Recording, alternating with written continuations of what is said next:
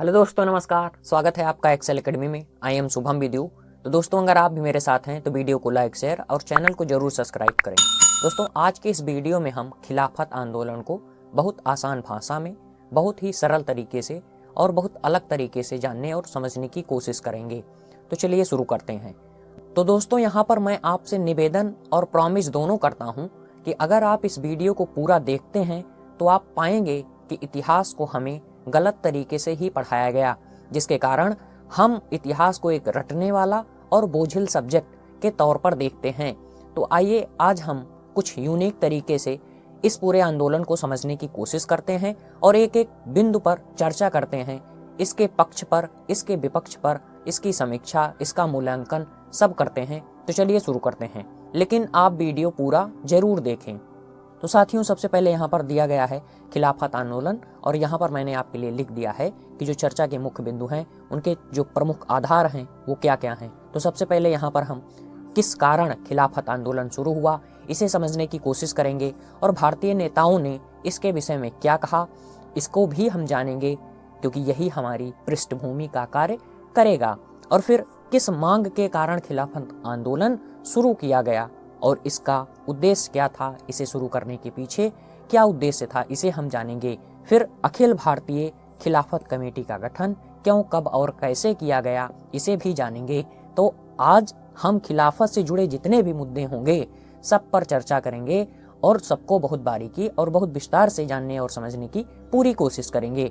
इसके बाद खिलाफत आंदोलन का पतन किस कारण से हुआ, यह क्यों खत्म हो गया, और फिर यह आंदोलन शुरू किया गया तो इसका क्या परिणाम हुआ और इसकी हम समीक्षा के तौर पर भी बातों को देखेंगे। तो चलिए शुरू करते हैं।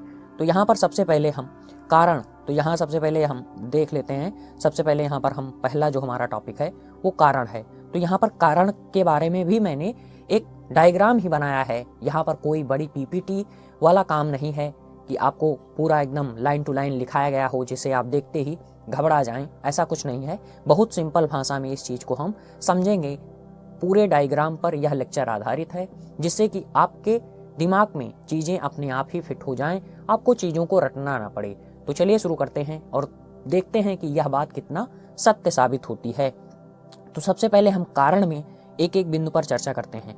तो सबसे पहले यहाँ पर सेवर्स की संधि के बारे में बात की जा रही है। यह विश्व इतिहास का मुद्दा है, क्योंकि यहाँ पर वर्ल्ड वार जैसी बातें कही जा रही हैं। तो यहाँ पर क्या बताया गया कि सेवर्स की संधि की गई और इससे क्या हुआ कि जो खलीफा है, खलीफा कौन होते हैं, ये इस्लामिक जगत के सबसे प्रमुख होते हैं, इनका अपमान हुआ, पहली बात। और ये संधि 1920 में की गई थी।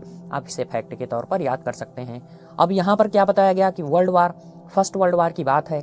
तुर्की और जर्मनी एक साथ थे और ये जब हार गए तब इनके साथ क्या हुआ कि अब इनके साथ संधि की बात की गई, क्योंकि जब कोई हार जाता है तो उससे जो है कि कुछ चीजें वसूली जाती हैं। ये अतीत का ही नियम है, इतिहास का ही नियम है। तो यहाँ पर जो ओटोमन साम्राज्य था वो काफी बड़ा था। तो यहाँ पर सबसे पहले बात हम फिर से पृष्ठभूमि में जाकर चीजों को समझने की कोशिश करते हैं। तो यहाँ पर क्या है कि अंग्रेजों का और मुसलमानों का बहुत पुराना झगड़ा था। सुएज नहर पर कब्जा, ओटोमन साम्राज्य की स्थापना, जो रास्ते थे उनको जो है कि मुस्लिमों के द्वारा, अरब के व्यापारियों के द्वारा कब्जा कर लिया जाना, ये सभी बातें वर्ल्ड हिस्ट्री और मॉडर्न हिस्ट्री के शुरुआती चैप्टर में हम देखते हैं। लेकिन यहाँ पर हम इतनी लंबी चर्चा नहीं करेंगे। तो वही चीज है। तो यहाँ पर क्या किया गया कि ओटोमन साम्राज्य जो था वो काफी बड़ा था और उसे डिवाइड करने का इन्होंने प्लान बनाया, क्योंकि जब आप किसी भी पार्ट को डिवाइड कर देंगे तो उसकी शक्ति जो है वो अपने आप ही कमजोर पड़ जाएगी। तो वही बात यहाँ पर कही गई। तो आशा करता हूँ यह पहला टॉपिक आप पूरी तरीके से समझ पाए होंगे। अब दूसरा जो है कि खलीफा, तो यहाँ पर क्या कहा जा रहा है कि कारण जो है, सबसे पहले कारण समझते हैं। तो खलीफा जो हैं वो प्रमुख थे। तो जितने भी मुसलमान थे वो खलीफा को अपना प्रमुख मानते थे और यहाँ पर खलीफा का अपमान हो रहा है, जिससे कि विश्व के ही नहीं बल्कि भारत के जो मुस्लिम थे उनकी भी भावनाएं आहत हुई। तो ये बात भी हम समझ चुके। और तीसरी बात यहाँ पर जो बात है वो मोहनदास करमचंद गांधी जी को लेकर कही जा रही है कि गांधी जी ने कहा कि खिलाफत का जो ये मुद्दा है ये 1000 वर्षों तक दोबारा नहीं आएगा, और इन्होंने यहाँ पर इसे हिंदू मुस्लिम एकता के तौर पर देखा, इसलिए इन्होंने अग्रणी भूमिका इसमें निभाई। अब जो और नेता थे उनकी क्या विचारधाराएं थी, उनका क्या कहना था, इसके बारे में हम समझ लेते हैं। तो यहाँ पर क्या कहा गया कि जो मदन मोहन मालवीय थे उन्होंने कहा यह तो मुसलमानों का मुद्दा है, हिंदुओं का मुद्दा तो नहीं है, इसलिए हमें इसमें नहीं पढ़ना चाहिए। ये इनके विचार थे। फिर मोतीलाल नेहरू ने कहा कि जो 1919 का एक्ट आया है उसके जरिए हमें चुनाव लड़ना चाहिए, न कि एक नया आंदोलन शुरू करना चाहिए। और यहाँ पर कई लोग और भी थे, जैसे CR दास की बात थी, उन्होंने भी चुनाव का पक्ष लिया।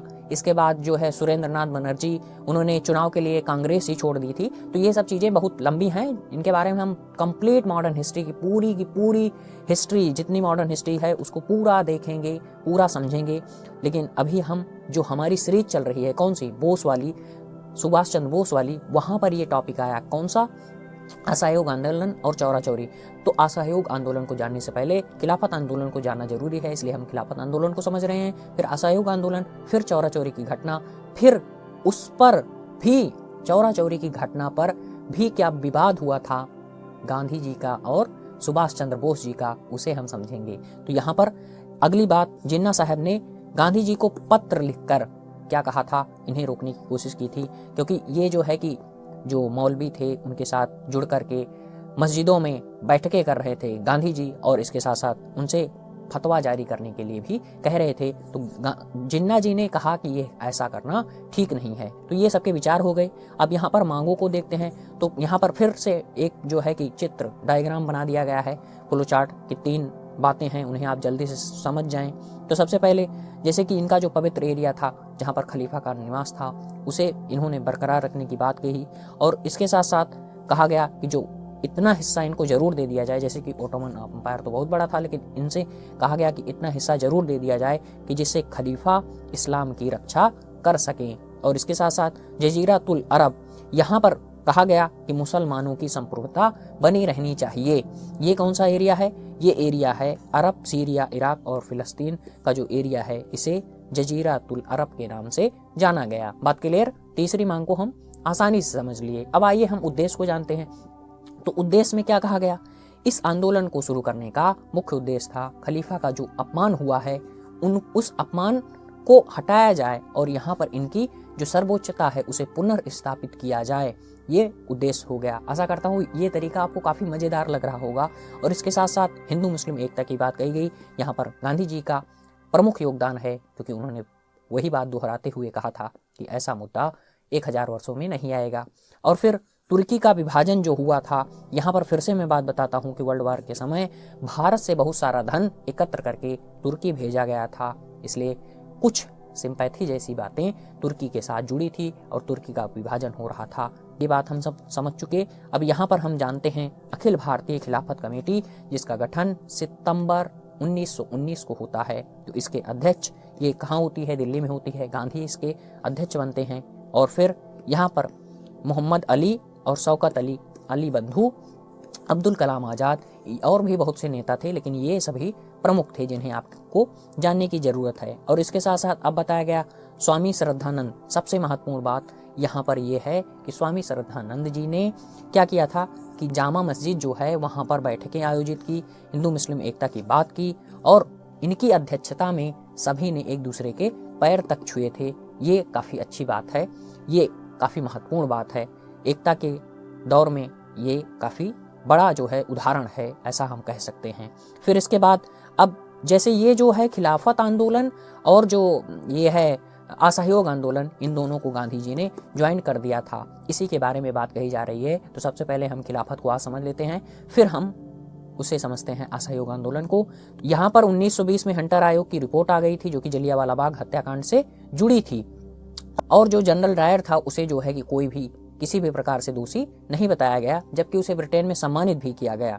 ऐसी बात थी जिसकी वजह से लोगों की भावनाएं आहत हुई और इधर असहयोग आंदोलन की बातें शुरू कर दी गई। इसके बारे में 4 सूत्री बातें, पदवी का त्याग, ये सभी हम असहयोग आंदोलन में जान लेंगे, ठीक है। इसलिए मैं वहाँ पर चर्चा नहीं कर रहा हूँ। तो यहाँ पर सबसे पहली बात कि यह आंदोलन खत्म क्यों हुआ, अब हम अंतिम पार्ट में जा रहे हैं। तो सबसे पहले यहाँ पर क्या कहा गया कि जो कमाल पाशा था उसने 1924 में खलीफा के पद को ही खत्म कर दिया। जब खलीफा का पद ही खत्म कर दिया गया तो खिलाफत आंदोलन स्वतः खत्म हो गया। इसने अपनी प्रासंगिकता यहाँ पर भी खो दी।